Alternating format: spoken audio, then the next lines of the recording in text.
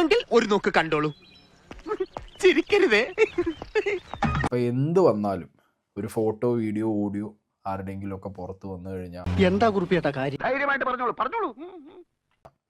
പറയാനും എസ്കേപ്പ് ആവാനും ആളുകളെ കൺവിൻസ് ചെയ്യിക്കാനും വളരെ സുഖമുള്ള ഒരു ഐറ്റം ഉണ്ട്. Artificial intelligence. അതിന്റെ തലയിൽ കൊണ്ടുപോയി ഇട്ടാ മതി. ഇത് ഫ്ലാഷ് ബാക്ക് ഓഡിയോ ക്ലിപ്സ് എന്തെല്ലാം പറഞ്ഞു നമ്മൾ ടൈപ്പ് ചെയ്ത് കൊടുത്തു കഴിഞ്ഞാൽ ഉണ്ടാക്കി തരോടെ വെച്ച് അള്ളാനെ ഇതെല്ലാം കൂടി നമ്മള് കുറ്റായ ഈസി ആയല്ലോ. അപ്പൊ എല്ലാം ഈസി ആയല്ലോ. ആ വോയിസും കൊടുത്തു കഴിഞ്ഞാൽ ആരെ വെച്ച് വേണമെങ്കിൽ വോയിസുകൾ ഉണ്ടാക്കാം. മനസ്സിലാ? അതെ ഞങ്ങള് ചോറ് തന്നെ കൊണ്ടേ. ഇത് വീഡിയോയിലാണെങ്കിൽ ഓക്കെ വിശ്വസിച്ചോ.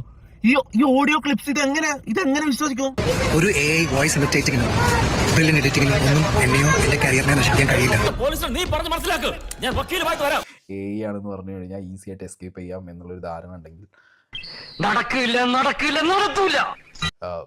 അതൊരു ധാരണ മാത്രമാണ്. എടാ ജോയ്, എന്തോ എവിടെ നിന്ന് കിട്ടിയടാ നിനക്ക് ഇത്രയും കുരുട്ട് ബുദ്ധി? എൻഡ് ഓഫ് ദ ഡേ കേൾക്കുന്ന കാണുന്ന ആളുകൾ അവർക്ക് അത് വേർതിരിച്ച് കാണാനും ചിന്തിക്കാനും. യൂട്യൂബ് ബ്രൂട്ടസ്, നീ എന്നെ തള്ളി പറയാണല്ലേ? എനിക്ക് മടുത്തടാ. കാര്യങ്ങൾ മനസ്സിലാക്കാനും പറ്റുന്നുള്ളത് മനസ്സിലാക്കുക. അത്രക്കുള്ള ബുദ്ധിയൊന്നും അതിനില്ലല്ലോ.